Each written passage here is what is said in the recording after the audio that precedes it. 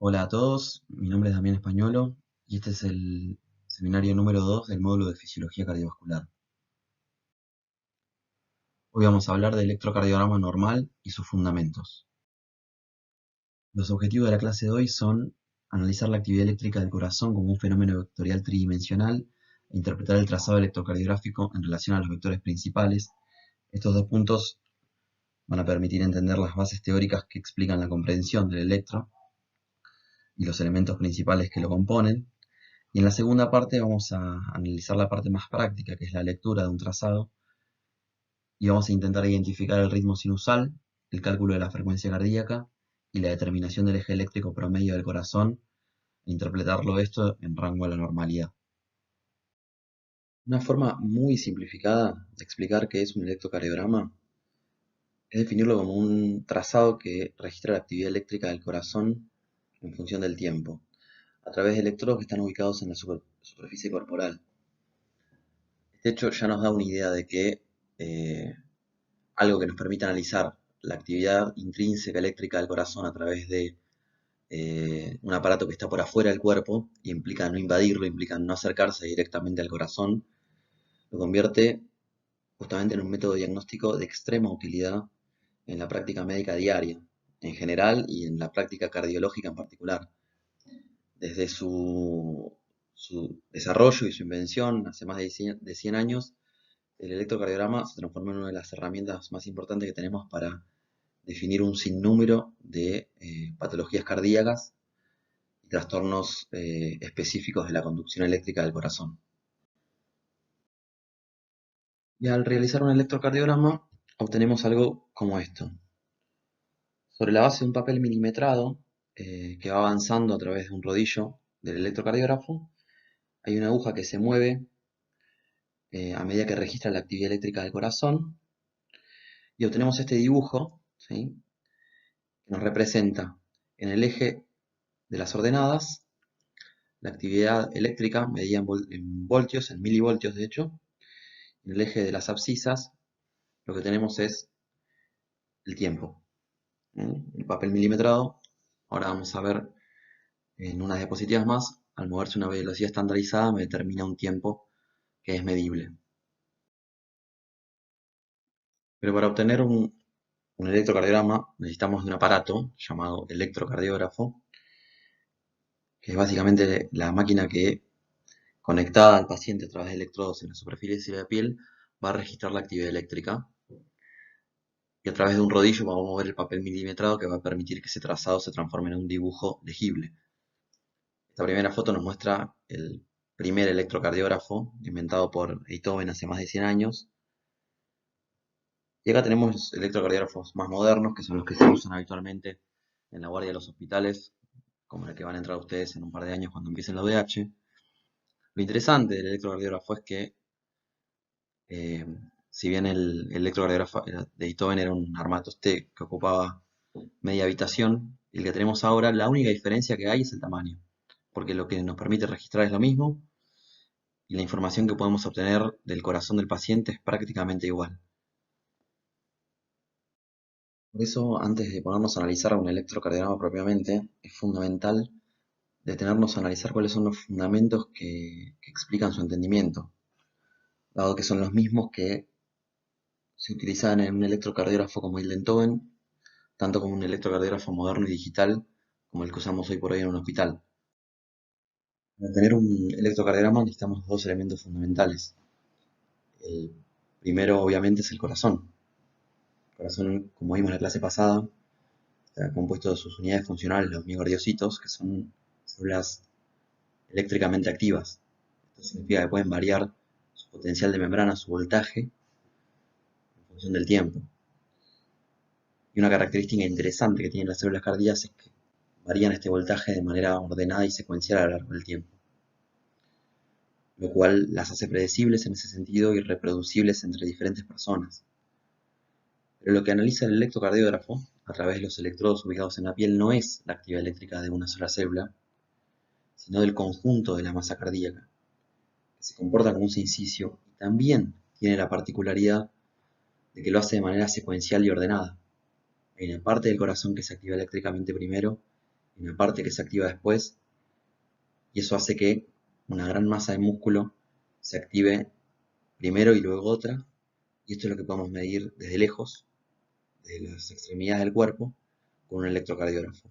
Y el segundo elemento, ya lo anticipé, es justamente el electrocardiógrafo. Es un aparato estandarizado, es un voltímetro, es un aparato que mide voltaje, me transcribe la información de voltaje en un papel milimetrado, con electrodos colocados en lugares que están estandarizados en todo el mundo. Cualquier electrocardiógrafo en cualquier lugar del mundo debe tener los electrodos ubicados en el mismo lugar para que todos podamos entender la información que miramos cuando vemos un electrocardiograma.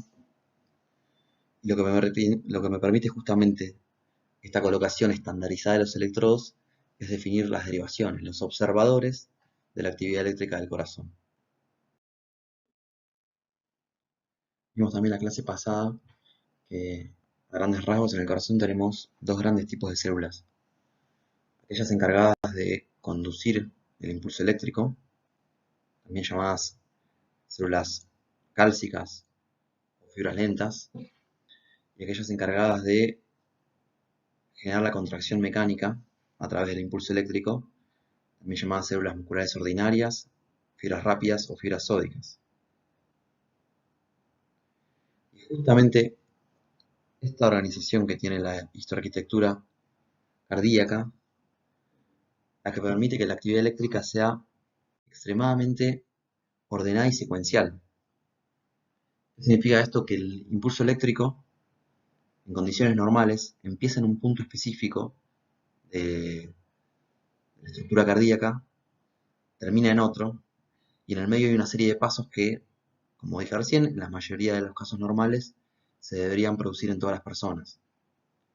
Esto es, en primer lugar, a partir de la generación del impulso en el nodo sinusal,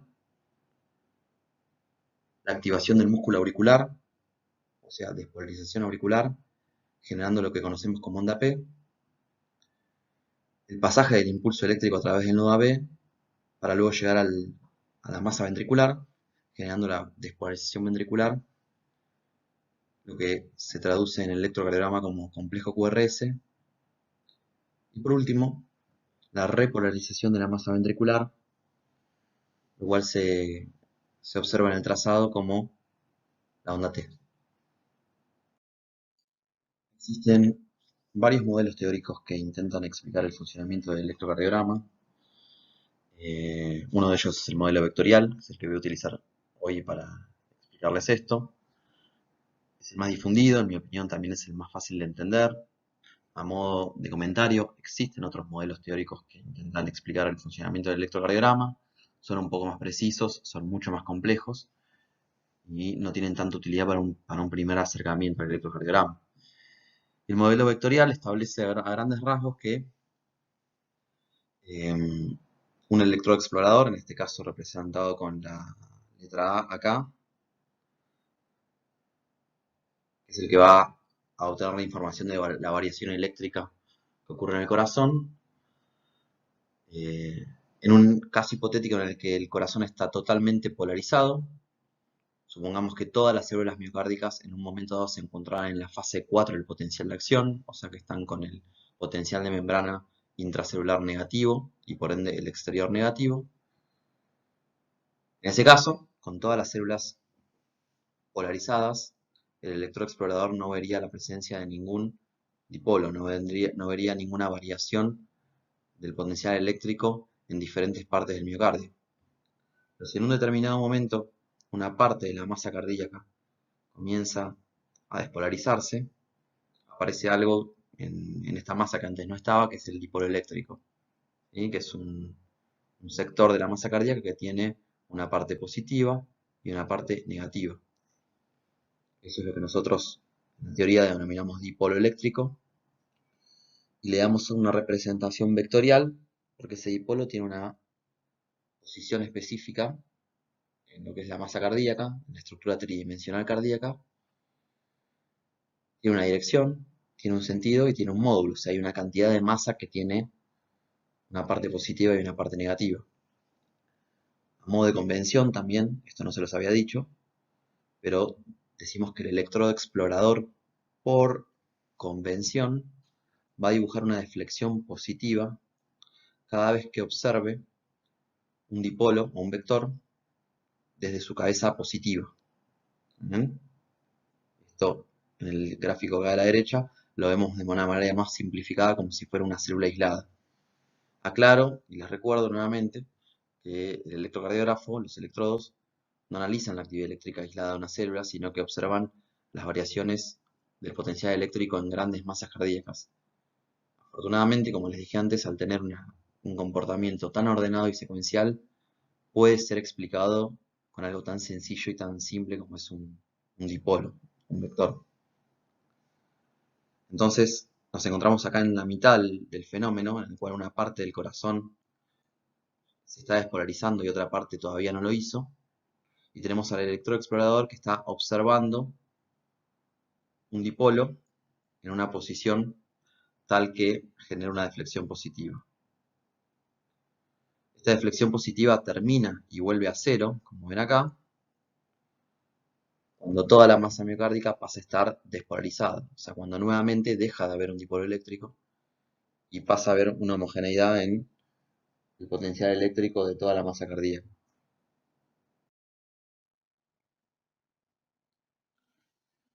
Estos gráficos que les estoy mostrando son de extracciones del libro del Valle de Luna. Es un muy buen libro como para tener un primer acercamiento del electrocardiograma. Es un libro escrito originalmente en español por un cardiólogo español. Y acá lo que nos muestra es una continuación de lo que vimos en la diapositiva anterior. Pero en este caso, a partir de un fenómeno en el cual todo el corazón está despolarizado, empieza a ocurrir un fenómeno de repolarización. Pero la repolarización, particularmente, y estar bien representado en el Valle de Luna, no ocurre de subendocardio a subepicardio como ocurrió la despolarización, sino que ocurre de manera inversa, de epicardio a endocardio. Esto determina que en el momento que empieza la repolarización, el dipolo, en este caso, vuelve a aparecer, que determina una nueva onda positiva, ¿sí? Representa un dipolo que tiene con la cabeza positiva mirando nuevamente al electroexplorador, y la razón por la cual vamos a ver más adelante, en la mayoría de las derivaciones, cuando observamos la repolarización, tiene la misma polaridad que la despolarización. Y a grandes rasgos en la masa ventricular eso ocurre de manera opuesta, pero desde el epicardio hacia el endocardio. Si continuamos con este fenómeno, va a haber un momento en el cual nuevamente todo el ventrículo va a estar repolarizado, ¿sí? Acá de alguna manera estaría representado el extracelular, y nuevamente esta onda positiva volvió a cero, dado que ahora no hay ningún dipolo y por ende el electrodo no tiene ninguna información para brindar. Por supuesto que el modelo vectorial tiene algunas limitaciones, pero a los fines prácticos sirve para entender esto. O sea, si lo queremos explicar de manera más realista, imaginémonos que esta figura representa una porción de la masa ventricular y que una porción de la masa ventricular está polarizada y otra se está despolarizando, y eso genera un gran dipolo, en este caso de masa cardíaca, que tiene una dirección, un sentido y un módulo específico. A medida que más masa ventricular se va despolarizando, va cambiando la posición de este vector hasta que nuevamente llegamos a un estado de total despolarización. El modelo vectorial lo que busca es tratar de encontrar el vector resultante de esto, que es lo que nos permite comprender, entre otras cosas, por ejemplo, el eje cardíaco cuando observamos el QRS.